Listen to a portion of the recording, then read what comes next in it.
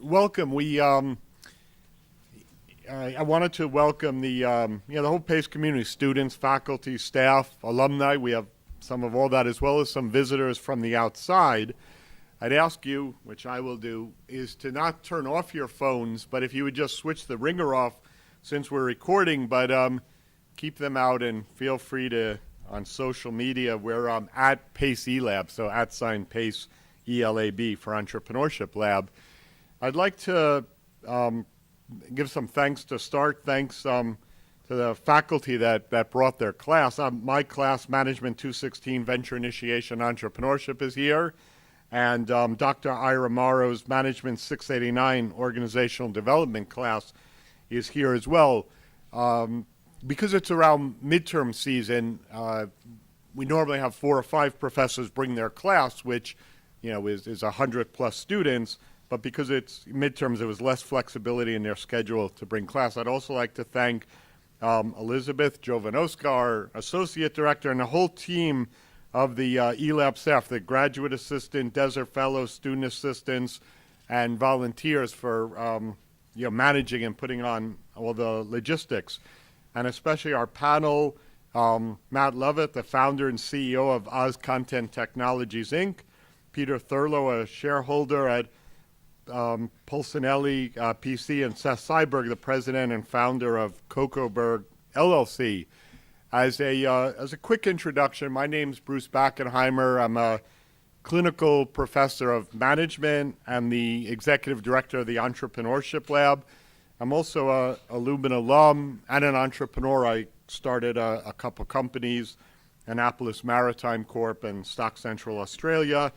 And outside of PACE, I'm very involved in the New York City entrepreneurial ecosystem, having been on the board and a past chair of the MIT Enterprise Forum, now on the Emeritus Board, eLab NYC, Disruptive Technologists of New York City, and some private companies such as Emma Mason. And I also wanted to just tell you a little bit, for those that don't know, about the eLab. So it's located just a block away at 163 William Street on the 3rd floor. And it's a collaborative workspace designed to bring together students from all 6 of PACE's schools and colleges to promote entrepreneurial learning, hands-on, experiential work, and the development of what I like to call an entrepreneurial mindset. So entrepreneurship is much more than just starting a business, a way of thinking and acting. There's a lot of activities. We have competitions like a pitch contest, business plan competition, hackathon, and app design contest. A lot of speaker series like this, roundtables, fireside chats, panel discussions, networking events. We have 3 endowed scholarships and run a program, the Israel Entrepreneurship Initiative. It's in its 4th year. And we have a number of degrees in entrepreneurship, undergraduate, a minor, and a concentration, and at the graduate level, a concentration and a MS in entrepreneurship. And you'll see a couple upcoming events in your handy brochure or promotions. So I'd like to start off just by asking each of the panelists to introduce themselves, their own personal background, as well as a bit about their firm. And I think what's particularly interesting with today's panel is, we're going to be exploring growth. So we have a lot of these discussions on, an entrepreneurial mindset or how to start a company. But today we wanted to focus a bit more on scaling or how to grow a company. So we have 2 entrepreneurs. One, Seth, who has an actual physical product that you'll see we have some samples, and that's sitting out here. And Matt, who has a purely online digital company that's grown. And then Peter, when you're going to scale and grow, you need, we'll talk about a lot of support services. One thing is clearly on the legal side, and Peter will talk about that. And Peter's also a PACE alum. So if we could just start, we'll start with Peter, a little bit about yourself and your firm. Well, good evening, everyone. I'm feeling a little bit old tonight because I actually graduated from PACE the MBA program at night back in 1992, which is quite frightening to me. So it's really great to be back. Bruce and I connected maybe a year or so. We were at an event at a firm. We hung out that night, and we've since kept in touch, and I came down here to see. So it's nice to be back to Pace, and it's nice. Thank you for all coming out. So I was a New York guy. Grew up, was an engineer first. I kind of have lots of different things going on in my past, where I worked for Con Edison for 10 years. You all love getting your Con Ed bills, I'm sure. They were very helpful. They put me through law school, my MBA program, and I worked for them for years. Then some friends of mine got into this patent law stuff because you need an engineering background. And I've been practicing the intellectual property for about last 18 or 19 years. I'm in a firm now with 800 attorneys, 20 offices around the country, and I chair like the medical device group. So I'll work with many companies in New York City and in the United States and around the country. In fact, if you see this was handed out as I came in. The gentleman here, his name is Oren Hershkowitz. He's up at Columbia University in charge of their commercializing their IP program. So, but real quick, it's nice to be here tonight, and I'll pass it on to Matt and Seth. Hi, my name is Matt Lovett. As Bruce mentioned, I currently sell an all online product. I'll kind of start with what I'm doing now and kind of work backwards. So I run a software as a service company, which is essentially software in the cloud. I've had somewhat of a meandering path to get here, but not too long after I graduated, when I realized the job market was pretty tough, I met one entrepreneur. At that point, most people wanted to go into banking and consulting when I graduated, but I did have one classmate who was an entrepreneur. And I really started kind of working on startups right after college. So at this point, this is my fourth startup company. I really like to talk about everything kind of related to kind of this growing and startup mentality. And I'm just really happy that people have chosen to come out on a Thursday night to see this. I don't know if this is the right time to ask, but I just kind of wanted to understand a little bit of the crowd. So like two choices, A or B, how many people have started something like a project or a company that they're currently working on and they're getting ready to scale? Anybody? Okay, got a few. How many people are still thinking about starting something or picking an idea? Okay, a few more. So through the past 4 ventures I've had, most of which have been in either the marketing, advertising technology, digital creative. So basically have run the gamut within those industries. Just really excited to hopefully share some things that could be useful, both in starting, kind of picking an idea, and then the kind of experiences we've had scaling.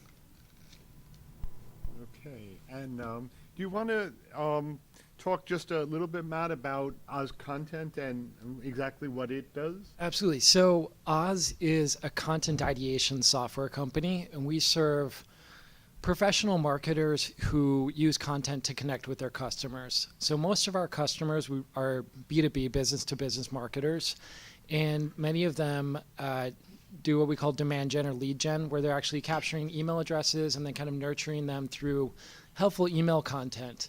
And a lot of them are using some of these legacy software systems, like Salesforce has a subdivision called Pardot. Another company that we have a deep integration with is called HubSpot. Another one's called Marketo. But essentially what our company solves is this ideation problem, which is really a first mile problem where people have this legacy technology that they're trying to do kind of modern tasks on. And within our software, you can do everything related to ideation. So it's audience targeting, it's what we call content opportunity scoring, and then we have some research automations that just really help upskill our customers to get them to create content that actually performs, hits their metrics, and enables them to do a better job at their work and make their companies more profitable. So that's what we do in a nutshell. Okay, thanks. And Seth, your own journey to becoming an entrepreneur, and a little bit about the company. So I started about 15 years ago in tech, actually. So I cut my teeth in Silicon Valley. And about 3 years ago, got kind of sick of that, a little disillusioned with that world, and decided to start my own company and do something as far away from tech as I could think of, and that was CPG. And so I did this Kickstarter, and 3 years later, I have a not quite successful company, but working on it. Yeah, so it's kind of a strange path to get here, and it's been a totally wild ride to spend 15 years watching what it's like to scale and grow a digital company, and then try to take what I've learned there and apply it to a company with a physical good and having to deal with inventory. It's a totally different ballgame. So I hope to be able to answer some questions for you guys. So yeah, Cocoberg started as just a really tiny operation. Again, it was a Kickstarter. We made 13 grand on our funding, and I started a little tiny kitchen in Bushwick. And 3 years later, we've got 20 people working in a facility in the Philippines, doing 10, 15, 20 times what we were doing a month back then. So we've definitely scaled our production quite a bit since then. And it's been a very wild ride, moving production from what I could oversee myself with a few employees in New York City to importing goods and dealing with the full supply chain overseas. It's been pretty wild. Okay, thanks. So to start off, again, we this time wanted to look at growing a company, not just the mind of an entrepreneur in general. We're welcome to address any of those in the Q&A, which we'll have right after the panel. Also, just the basics of starting a business. We've covered that. We have a lot of class in it. We've done events on that, and the pitch contest and business plan competition. So today we wanted to look at growth or scale and some of the challenges. And one thing that comes to mind is there's sometimes some debate or confusion between the difference between a small business and an entrepreneurial venture. So I happen to have started both. I had a company called Annapolis Maritime Corp., which was a typical small business. I imported teak lumber and did some yacht joinery and sold that. And I also had a high-growth entrepreneurial venture called Stock Central Australia that grew very, very rapidly to the third largest site in the country. And one difference is that while both start small, the small business is really designed to stay small, mainly to support the owners. In terms of employment, they're often called a lifestyle business. Whereas an entrepreneurial venture may start small, but it's designed to grow large. Often, it has an inherently scalable business model, some kind of sustainable competitive advantage, and doing something newer or innovative. So the first question to the panel is, while you're starting small and thinking big, what are some of those things you really have to put in place when you're small to allow the business to scale? So we'll start with Matt and Seth, and then for Peter, maybe on a legal perspective, what are some of these things you really should spend the time and money to get right at the beginning to have a solid legal foundation to grow on? Yeah, I would have to say the best advice that I've been given and that I would give to anyone else is when you can find someone else who does the job 80% as well as you, fire yourself and give the job to that person. There's so many times when things move really, really quickly, and all of a sudden you have 4, 5, 6 tasks. And as a founder or business owner, it's just you become the bottleneck, and you just can't do it. The other thing that I would say is a lot of entrepreneurs, because and you have such a vision and passion for what you're doing, obviously coming out on a Thursday night and listening to us, you definitely have a passion right there. When you get really passionate about it, it's hard to let go. And so many times I've been blinded by that. I've seen so many other entrepreneurs and co-founders go through that process. But I would say as soon as you find somebody who may not be as good as you right now, but if they can do it 80% as well as you, they're probably going to be able to do it 120% or 150% or 200% better than you if you let them. So just focusing on that mindset has been something that's really important for me. Yeah, I think, obviously there's a whole lot of things you got to think about right off the bat if you're going to be able to scale a business. I think one of the things for a physical goods business that you really need to know is how you're going to pay for it, right? You're going to be holding inventory, and if you're going to scale 10x, that means that you're going to have 10x the capital to buy your inventory for those sales, that growth.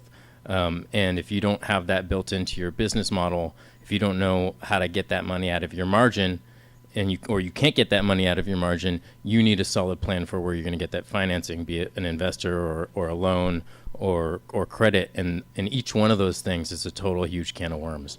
So even if you have the best idea in the world, again, if you're doing a physical good, you cannot grow it without money.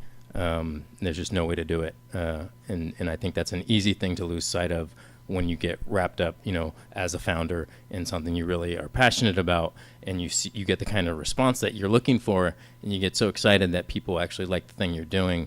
But this is it's a totally, almost a disconnected thing that like if you don't have the capital and you can't convince anyone to give it to you, you're kind of just stuck. A lot of times what happens to companies in that position who can't raise the capital and they do actually have a good idea is, the Trader Joe's of the world's come in and just start to make it. And then, second to market often beats first to market for this very reason. So just from a legal standpoint, I'm probably working around with 20, 25 startups these days, all different levels. One is looking to raise $25,000, $50,000, $75,000. And there's different corporate VCs that we're working with to get that funding. Others are what we call later stage, A, B, C round, that raising $30 to $50 million. But as Bruce mentioned, some of the basics that you have to understand, I think Matt, when he asked a question, who has an idea to start a company? And maybe almost half of you in the room raised your hand. What we do as intellectual property attorneys, sounds kind of cool, the intellectual property, is we make sure your IP gets protected in an early stage. So for example, earlier this week on a Monday night, I was up at Weill Cornell, a lot of PhD students starting companies in the life science area.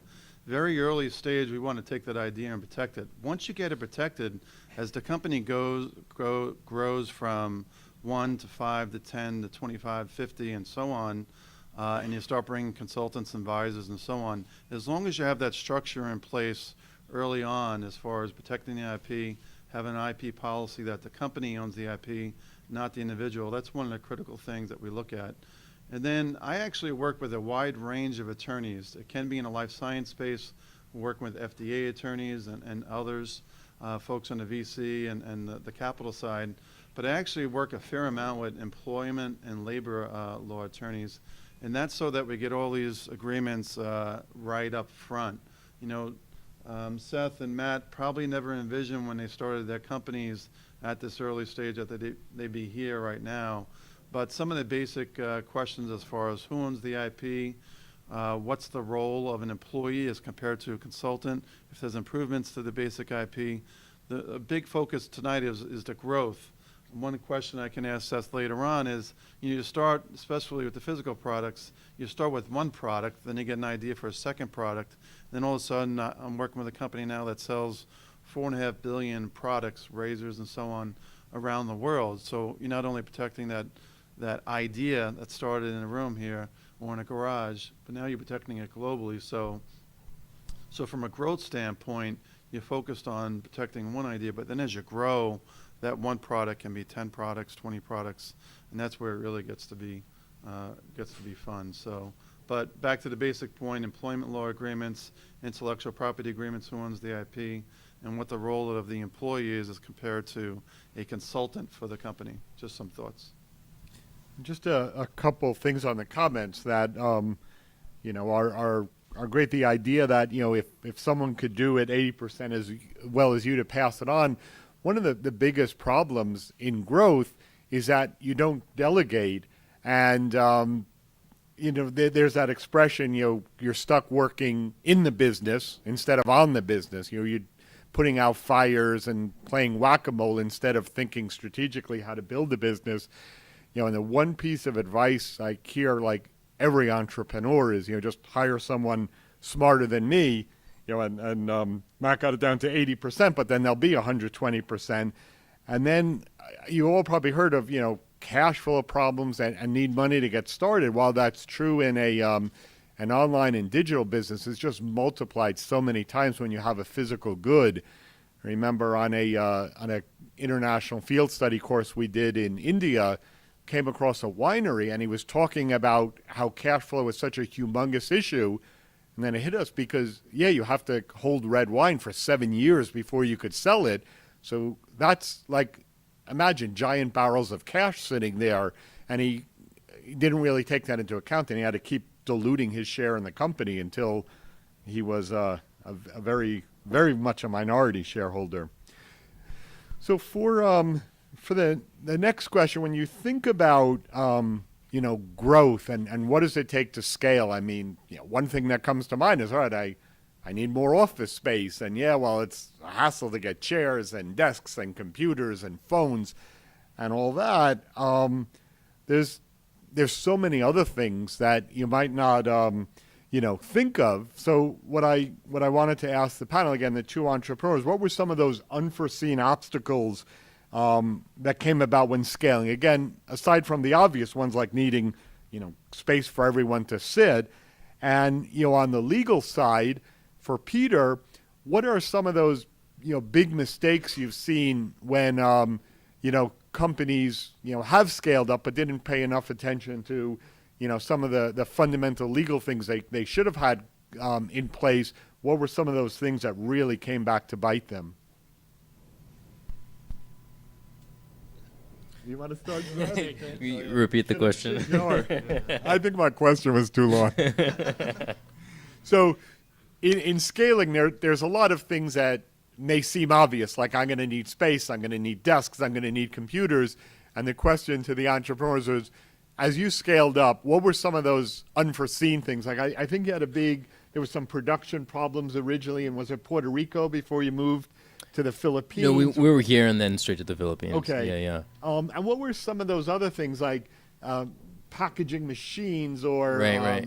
all those things that were unforeseen? Yeah, I think, one common one in the food world is not knowing how your recipe scales. So, like, even though you might have the perfect taste at 1,000 units a month, you have no idea what's going to happen when you scale the recipe with bigger pieces of equipment and you dilute things, and it just gets very complicated very fast. So that was one of the issues. Another issue was when we scaled by moving overseas, where we could actually grow our volumes to where we wanted them to.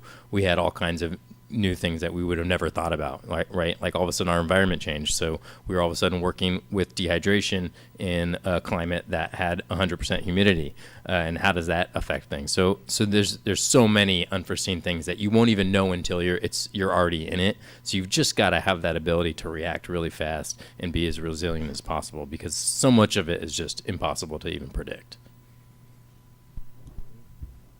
I was kind of laughing because when I thought about kind of the last decade of startups, there's such a long list of things that can go wrong. But I want to offer a glimmer of hope on the other side, that when you are prepared, and there are many ways to get prepared, some of these things aren't as big as a snafu.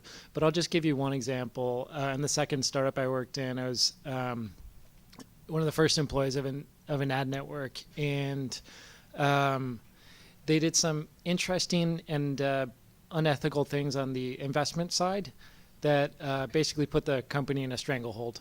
And I was looking over the documents, and I was like, if you're raising a debt note, don't you want to put the maturity date later rather than earlier? And the chairman was like, nah, like, we're going to raise all this money before then. What happened then was the maturity date of the loan came due. The other investors were displeased with the company. They sued the company. On many accounts, all the assets wound up in court, and it basically put the whole company in a stranglehold. It was like one date in a legal document that consulting with. So here's the glimmer of hope. There's so many good resources out there that prior to starting a company, you can become knowledgeable about. So you don't necessarily have to be reactive. You'll have many of those battles to fight. But I think now more than ever, there's so many good resources out there. They're really great incubator and accelerator programs. There are people you can go and talk to at every stage of company formation. One thing that I did and I've tried to do in each company is do something akin to this thing I call the lawyer hop. Actually, if you Google the lawyer hop, it's actually kind of funny. I hope I'm not like giving giving any advice on how to gain any extra legal time, but basically you go. Basically, I found out that most lawyers will talk to you for an hour. They'll give you insights on your business, their business, and so you go and talk to 4, 5, 6 lawyers who each give you a lot of good advice, and then you go pick the one that you like talking to. But at that point, you've got basically $3,600, call it a $600 an hour lawyer who talks to you for an hour. You get pretty good ROI on that time. So I mean, you can do that with a lot of people, and as entrepreneurs, I think you almost have to do that, and people really kind of appreciate that you've done your research. And so you can really kind of front load a lot of these structural and logistical problems, not the unforeseen ones probably, but I think a lot of the easy ones, there are a ton of resources that you can go to now, and people kind of have the structure of setting up companies down, so you at least knock off the main ones, and then you deal with the rest of the tough stuff when you get to it. So kind of going off of what Matt just said, I found it very helpful throughout. Any time I was faced with something new, or I thought I was going to hit something new down the line, a good thing to do is go talk to salespeople. Kind of similar to the lawyer thing, because they're happy to talk to you because they want to sell you something at some point, but they have a lot to teach you. So if you know at some point you're going to end up doing 50,000 units of stand-up pouches, even if it's not something you're going to do now, if you're going to do it 6 months from now, get on the phone with those people today and learn what kinds of questions they're going to ask you, because that's going to tell you the kind of things you're going to need to know. So for example, we're not at the scale yet where we're going to be using huge packaging machines. We still do that manually. But I've been on the phone with the people who sell the $115,000, $120,000 machines that do all that stuff for you. I know what the costs look like. I know what kind of square footage I need for the facility. I know how many people I need to hire to be able to do that stuff. So that is one way to prepare for that growth, is to get on the phone with folks who will freely give you that information because they want to sell you something. So from a legal standpoint, and with the idea that we're focused on growth tonight, some of the things that, even though I focus on the intellectual property aspect, I can't tell every client only focus on IP. They come to me with the legal issues, and then I get folks in my general practice law firm, 800 attorneys, to help them work on it. So some of the issues that's come up recently, for example, is international law. When we talk about growth, you have, 350 million people in the United States, but you have a globe of billions of people. So from a growth standpoint, everyone wants to sell to China. Everyone wants to sell around the world as much as they can. And that has presented some problems over the years, some challenges, shall I say, just with international law issues. So we're constantly working with we have a team of international attorneys around the world, particularly China, that we're working with. Some companies, I think, as Seth mentioned, they start the manufacturing in the U.S., and then they go international. In this case, Seth mentioned the Philippines. That generally is a great business scenario, but what's happened in some, surprise, surprise, President Trump, Republican administration, in certain industries are putting tariffs on certain types of companies. One of the more well-known is in the solar power area, where a lot of the solar panels are made in China. So what did the government do? They imposed tariffs on the import of these solar panels coming into the U.S. So the companies are now saying we have to come back to the United States.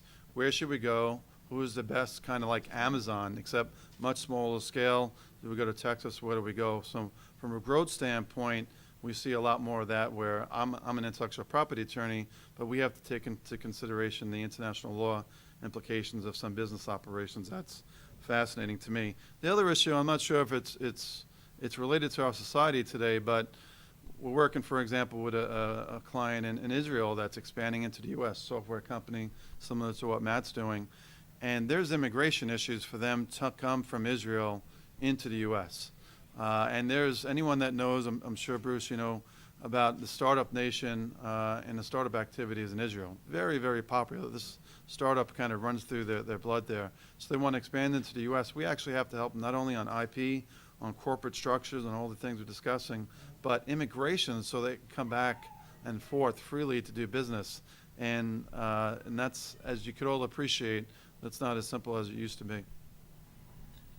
Okay, good. Thanks, Noah. And to recap, when Seth talked about, going to scale with production, sometimes they call it going from like petri dish to production. Things work on a small scale, like in the lab in a petri dish, but suddenly when you're doing it on a large scale, the heat changes and, all kinds of things. And, Matt talked about, really getting prepared and using your resources. Someone talked about being lucky, and I really believe luck is where preparation meets opportunity. So if you really are prepared, you'll get lucky. Something else I wanted to talk about with a growing company, when you have this small startup, starting in the proverbial garage, a couple partners, and then it grows. How do you keep alive that that team spirit or esprit de corps? Sometimes that underdog fight mentality, or the entrepreneurial culture going as you grow. So whether that's on your production people or the people that you've hired, and maybe for Peter, what are some of the the legal challenges you see come out of personnel issues? Things like non-compete clause, leaving, stealing IP, all that stuff. So for Matt and Seth, how do you keep alive that entrepreneurial culture and spirit as the company grows? Well, I think for my business, it's still small enough that it's been easy because I still have my hand in so many things. But I think when I think about the folks over in the Philippines who I don't really interact with and I don't know as often, it's been really important for them to really feel connected to what's going on here. So I try to make it a point to send them reviews we get for our product. I send them pictures of stuff on shelf at Whole Foods. I send them awards we win or videos of me on a pitch competition, things like that. So I try to make sure that we keep that connection alive, and make sure that the folks that are doing the hard work in the Philippines really feel connected and feel proud of what they're doing. I think that's a huge part of it. I think it's much easier here, with the local team, with still having a small team to keep that alive. One other thing I would add to that is to make sure that you don't get too concerned with the bottom line, where you kind of lose sight of why you started doing it in the first place, and cutting corners in places you probably shouldn't, and not not treating people around you the way you should. I think at the end of the day, if everybody involved in what you're doing isn't benefiting, then you're doing something wrong. And I think it can be easy when you're trying to run a company and you've got tight margins to lose sight of that. So keeping that top of mind is super important. Okay. And how many people do you have now at As Content? We've got about 10 people. Okay, so that's still an early stage, but Yeah. you got to be thinking about how do I keep that alive when I grow to over 100? Yeah.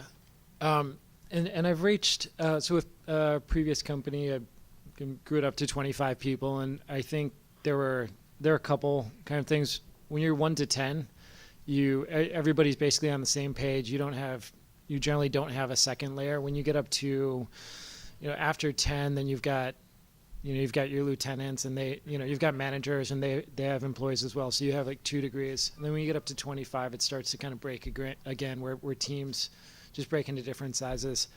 So I think I've seen it and kind of straddled it a few times in terms of the early stage and later stage. But I think one of the first things I'd say in the early stage is think about, particularly when you're choosing the idea, think about what you're going to think about this idea 18 months down the road, because that's really going to help keep your team spirit. If you're kind of on the fence about what you're starting right now, chances are 18 months down the road, you're not going to be the biggest cheerleader and you're going to just be checked out. So I've seen a lot of entrepreneurs, and I think my first startup, I was kind of the same way, who've gone into something and then 18 months in, it's a struggle to put in 40 hours a week. If you're putting in 80, 90 hours a week, then that's just when it starts to get good. So make sure you're going into something that you understand, like you've got a passion and drive for, and sometimes you don't know right away until you go through it. But if you're like, I'm just doing this for the money right now, it's probably not something that's going to scale well as time goes on. And so I'd just say, like, examine that basic philosophy early on, and that really helps. That really helps later, because if you're enthusiastic about something, that's contagious. I would say things that we've done practically. I think over time I kind of became aware of this. So early on in the company, we started making these like workcation things, a thing. So our first year in business, it was just 3 of us, and we all went to Bali, and we had a workcation. And we actually had a bunch of our first customers who were like, I don't care about your product. I just like your blog post about your workcation. I think that's a great cultural sign. We're like, great. So those were our first customers. They like never used the product. They just bought into the culture, which is great. And when we scaled up a bit, last trip we took 9 people out, not to Bali, but to a couple bungalows in the Rockaways. So we're still in the Queens. I mean, a little bit different, but it was just great because, I had a couple days out there. Everyone was just completely transparent, and everyone just came back completely charged up. And I think just having these events where we allowed people to just have this transparency and honesty was really good. There's a third thing I like to mention, which, if you're kind of thinking about this at scale, one of the best things I've seen is, and I may not have her name completely right, but Patty McCord, who wrote the Culture Code at Netflix, has this amazing presentation that if anybody's interested, you should definitely check it out. But Netflix is renowned for a very great culture, and I think some of the things that she said in there it really shows a lot of depth and thought, and it's really worth a read. One thing that you deal with at scale is sometimes you treat people who have been since the beginning, people who have kind of outgrown their position or role in the company, and you still kind of keep them there. I know one thing that Patty has said is, hey, we're not a family, we're a professional sports team. You've still got to do your job. You got to play your position. Otherwise, you're going to get cut from the team. Like we like to bond, like we are very close, but this is not an environment where we can have people who aren't performing. This is a business where we function a little bit differently. So I think there are a lot of great thinkers out there in this topic, and I think Patty McCord's Culture Code at Netflix is one that's worth looking up. Well, thanks. I'm definitely going to look that up, and I like that. Like that analogy, we're not a family, we're a sports team, so you have that collegiality, but where everyone has to perform. So Peter, are there things like, as the company grew and everybody was friends, maybe they were partners, like something you saw out of the movie Social Network, where there are lawsuits, there's intellectual property theft, there's wrongful dismissal or violation of minority shareholder rights or whatever. What are some of the things you see as a company grows and you have some disgruntled early employees? So I think you hit the summary pretty good, is that you see a lot of everything, and a lot of them, unfortunately, you like to think that the team that you start with is a team that you stay with for the next 5, 10, 20 years, but it just doesn't happen that way. If folks saw you're all young enough to have seen the Facebook movie from a few years ago with the twins and how they lost out on some money, and one of the original founders. So there's all sorts of things where if an employee leaves the company, Bruce mentioned him before, it's unfortunate and so on, but one of the big concerns is what happens with the knowledge inside, especially if it's one of the initial founders, and what they do with that knowledge. In the legal world, it's kind of some fancy terms, trade secrets and so on, but what's happened in many occasions, especially if it's a software company, is someone will take the source code, the way to make the special the product, I guess, and they'll take the source code and then try to take it overseas. We see a lot to China and elsewhere to try to do what the company is doing, but do it global, and there's a lot of theft of IP. And a lot of that really comes up, when companies start. Sometimes I think there's a little naivete where they don't think they're going to make money, but then you start making money and you say, what do we do with this money, and who gets what share, and so on. So we try to say, here's a little package of agreements, and let's try to square this away as much as possible early on. And you'd be surprised, I don't do it, but we have a group, in a corporate group in SEC and others that work on these equity deals, the partnership agreements, and all those things that, with the employment attorneys that take all these things into account. So if you don't do that at an early stage, which a lot of companies don't, because they're so focused on the idea and growing it, as Bruce says, that you need to kind of get the corporation set up in Delaware, C Corp, you need to get the partnership agreement, you need to get some basic understanding if you think this is really a good idea. So, I don't know, I threw a lot of ideas out there. I actually wrote down the book too, The Culture Code at Netflix. I want to read that. But non-compete, Bruce also mentioned, we don't really see, they're good to have and it scares some people, but a lot of states, they actually don't enforce that. I think in California, you really can enforce it. New York, maybe a little bit better, but it's good to have and scares people a little bit, but when you talk to an attorney, I don't think for the most part they're really that strong, because the government wants people to work. To have the right to work, prevent them from earning, yeah.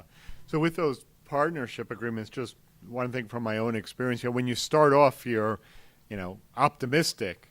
What's a pessimist? An optimist with experience.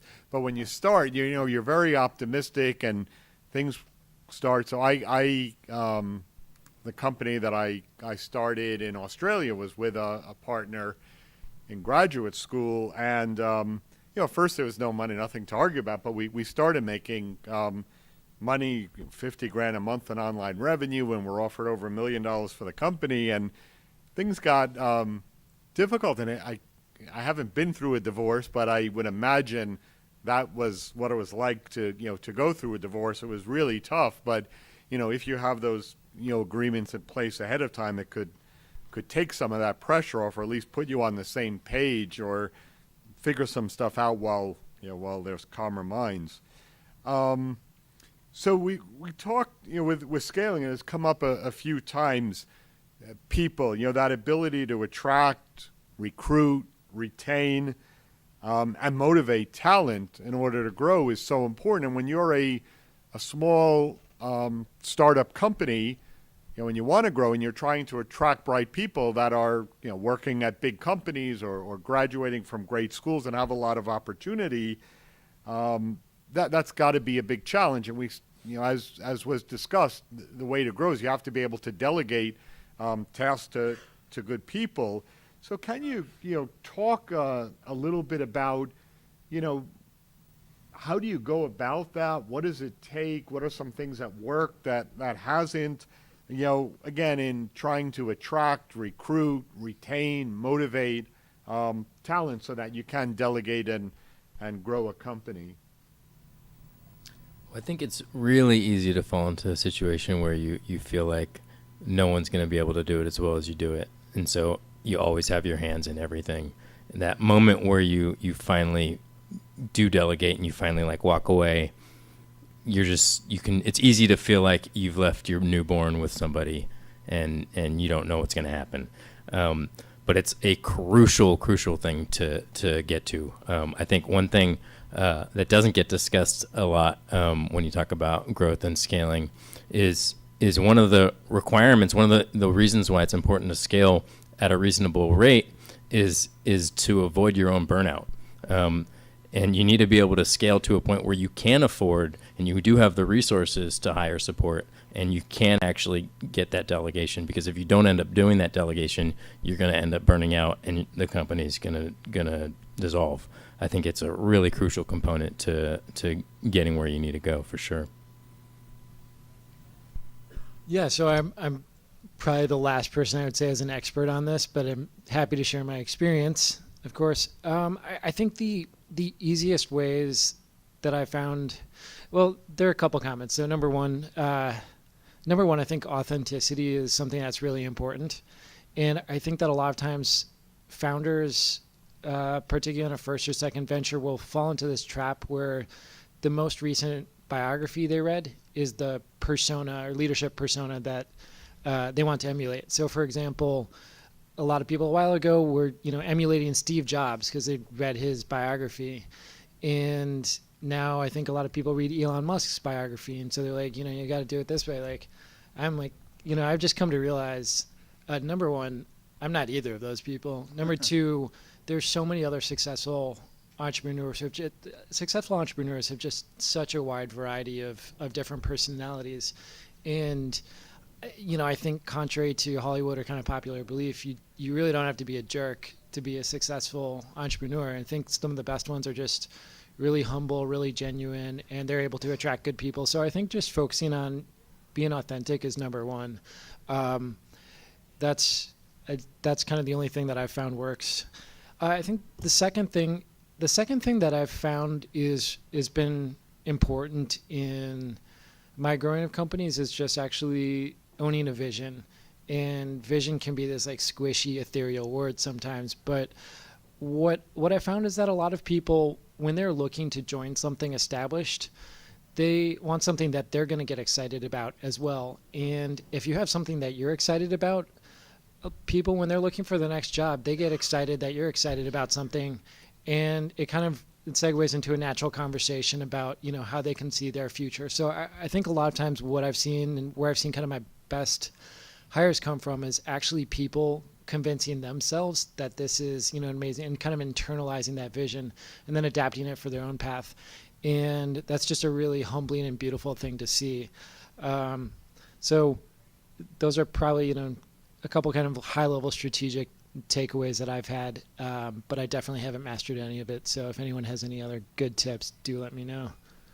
The other, I'll just quickly add. I mean, I've worked with so many startups that some of them are different than others. Where, say, 5 of them, you get very close. In a startup, you have to do everything. You get to know people's personal lives, and as an attorney, I just can't go in and out of their lives. So, you have dinners, you drink beers, you hang out, you watch ball games, and I guess the reason I say that is because when they bring on new people, I'm part of the team that does the interviews. Make sure, like we just hired in one group, an engineer that we need to bring on board, and I'm involved in those discussions. I don't know if we call it lawyer hopping, but I'm not charging for that. But it's more kind of interviewing the future team that's going to help the company grow and prosper. So you get involved in interviewing those people to make sure you're a good fit. If I can't talk about how bad the Mets are with somebody, then they're out. So that's what I do. No, thank you. And that's kind of exactly what I was going to ask you, Peter. It's not so much specifically from a legal point of view, but even in a larger firm, something about that interview process that I'm sure, the students, in the audience would be interested in thoughts on interviewing, because, they'll be interviewing whether for a startup, or a larger firm. So what are some of those things in the interview? Just on this morning, on the way down, I listened to a podcast of someone giving graduation speeches, and we really care about the type of the people, that they are genuine and authentic. Some of the stuff that Matt was talking about. So one thing they do is they set up these kind of situational interviews where they'll take them to a restaurant and purposely have the staff, the waiter or waitress, maybe make an error, spill something, do something, just to see how the interviewee treats that person. That you should never treat someone poorly just because you're in a station above them. And, basically, how do they react and how do they treat other people? So, whether it's for the firm or interviews you sat on, what are some of those things that, might really be important for forming that team, or things students could keep in mind beyond those regular questions like, tell me about a challenge you've had and how you've overcome it, or, the standard interview questions. Can you think of some of those other things that you want to do in that interview process that could really make or break a team at an early stage, or keep the culture of a larger firm like yours the way you want it? So it's a great question, and I'll note that I've just had these conversations at home because my oldest of 4 kids is a senior down in the College of Charleston, living a great life. And he's doing computer science and is going through the interviews. So some of the things I look for at work, I try to tell him, and that's really, you want to bring a certain energy to the room. By the time a person gets to me, the staff has vetted them. We're bigger than these guys. So I have a staff that vets them, check the degrees, everything, and they have the background that I need. When they come in, you want a certain amount of energy because you need it in any business. You just have to have people that are involved and willing to go out on a Thursday night, willing to get engaged and just kind of be active. And then for me personally, two pretty important things I look at is, what do you know and what research have you done about the company you're going to interview with, namely with my firm. If you say, I don't know, a friend of mine just told me to interview here, then your shots at landing an opportunity there aren't that strong. But if you can tell me some recent news articles and stuff that came off our website, tell me something about the firm, the history, and the company, then that tells me you had the respect or the time to look at the company and learn a little bit. So during the interview, I think it's a very good line to say, I was on your website, I was reading the paper and I saw an article about your company, and wow, can you tell me more about that situation? That tells me that you're interested enough to do some research. So that's a big thing for me. And then the ability to communicate, last thing, I need to be able to speak to people. If I'm going to be working with you each day, we're normally hanging out, and I need to be able to feel comfortable. I don't need you to be Republican or Democrat or anything like that. I just need you to be able to feel comfortable and have a good conversation, Okay, thanks. And just I like to throw in these little anecdotes, but you've all probably heard Danny Meyer, right? He's the restaurateur. He's really an amazing entrepreneur as well. He owns Shake Shack and a bunch of other restaurants. And in his book, Setting the Table, he talks about how his father, failed as a businessman or entrepreneur because he tried to grow too fast.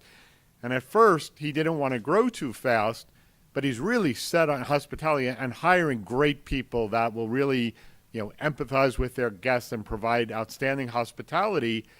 And one thing that I thought was really insightful that he recognized is that although he didn't want to grow quickly, because he didn't want to possibly suffer the same fate his father did, he realized that to keep those great staff, you need growth possibilities for them. So that, assistant manager wants to become a manager, the sous chef wants to become a chef. And by having more and more restaurants, he was able to provide those growth opportunities that would keep, the really bright staff, the really dedicated, passionate, empathetic, committed staff in his organization. We're set to end at 7, so we're going to be right on time and then open it up to questions and give out all kinds of prizes for those that tweet in or ask a question. We already got one person, CJ Claps. You won a water bottle wherever you are. I'll give that to you in a moment. But last two questions.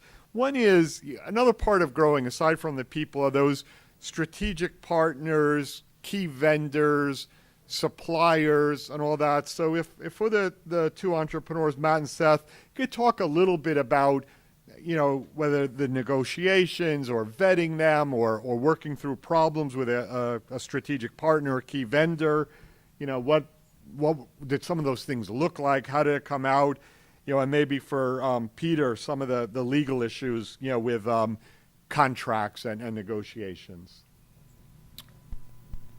So my some of my key relationships would be like with Whole Foods or with one of our big distributors like UNFI, and I think it's kind of an unfortunate power dynamic in at least CPG and in food, or you just don't have that much power, and unless somebody in the organization has really taken notice of you and really wants to work with you, you're kind of at their whim and have to do what they want and the way they want it. I mean, there's lots of stories. This didn't happen to us, but I know a lot of other brands who, the big buyers of Whole Foods, take a look at their packaging and say, we don't like this. We want you to change this, this, and this. Come back to us in 6 months. This company might have already, spent $50,000 on that packaging. And when, you're in a market where you've got so few avenues to growth, they kind of really just run the show. So we do spend a lot of time building our relationships with our contacts at places like Whole Foods and UNFI, and we do spend a lot of time really pandering to their desires. And you hope at some point that power dynamic's going to flip, and if you become somebody they really care about, it probably will. And you start, getting people knocking on your door instead of vice versa. But in the beginning, you gotta suck up your pride. You gotta deal with a lot of situations where you feel like you're on the right and you're kind of getting screwed. But that's what it takes to get noticed and get to be able to play in the big leagues. And it kind of sucks in the beginning, but eventually it should pay off.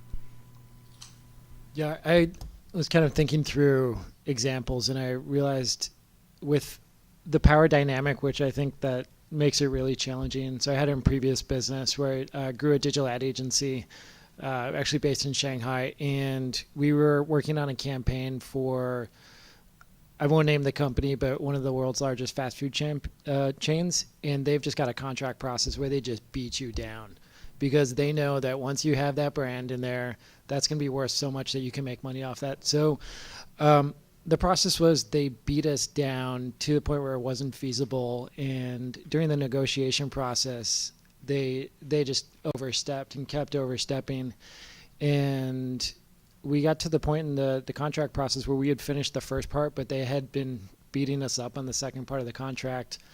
I knew that their timeline was very tight, and I knew that I needed them to add 2 weeks. I think their response was, at that point, was, well, you've got 24 hours in a day. Why don't you make your staff work 24 hours a day? I'm like, we got to sleep, sometimes. They're like, just because they're throwing their weight around like that. And there came the point, we finished the first part, we got paid for that, and then we didn't sign the second part of the contract, and we said, go find a new vendor. And they got very upset at first. Then they removed the person who was responsible for negotiating the contract from their side. Never saw her again. It was disappointing. And then they gave us a real timeline and a real budget. So we actually were able to not compromise the health of our staff. And it was a very challenging time for me, but I think what I've seen with this and many other things is if you're going to make compromises, compromise to a certain point, but your integrity and like where you make money, like you're in business to be in business. And I think unfortunately with a lot of larger companies, if you're doing large company contracts, fortunately that's with our software company, we've had a lot of like many smaller contracts. But I think if you're working with like a key player, a key integrator, just know your limits and just be aware. And sometimes you got to fire a client or you got to fire a potential channel because you can't oversell. So, from a legal standpoint, Bruce mentioned it. It really comes back to the contract. So, I mean, the intellectual property patent area is actually kind of unique because you have to have a science background to get patents from the patent office and so on. So, I kind of work with a lot of PhDs, scientists, engineers, and that's what I enjoy doing. But from a legal standpoint, for example, Seth mentioned that his company sells products to Whole Foods. I'm confident there was a contract there, and that contract has some pretty important provisions. And everyone has probably read about Amazon and Whole Foods and what's going on. And one of the things I'd be concerned about or just interested in is if that contract was adversely affected or affected at all by the agreement that Amazon worked out with Whole Foods and so on. So those are the type of things that we write the contract to cover the issues. Then we try to see to what extent it can cover the future issues. One of the big things in intellectual property that just working on today and working on quite often, for the individuals that said they have an idea, if you come to me with an idea and you say, can you make this shoe? And then I make an improvement on that shoe or that idea, who owns the intellectual property to that improvement? So I'm going to pause there just to let you. So your idea is your initial core idea. You're going to say that you own that idea, right? The company that's manufacturing and are making that improvement, that could be the difference in the sales, is going to say, no, it's a material difference. It's why you're selling so many more now as compared to earlier that share in a profit. So if those things aren't dealt with in a contract as far as who owns the improvements and the growth of the company, those become pretty important issues that gets, as Bruce mentioned, you get into legal stuff, and the last thing you want to be doing as an entrepreneur really is hanging out with attorneys and working on legal issues, spending time with attorneys, other than drinking beer. Okay.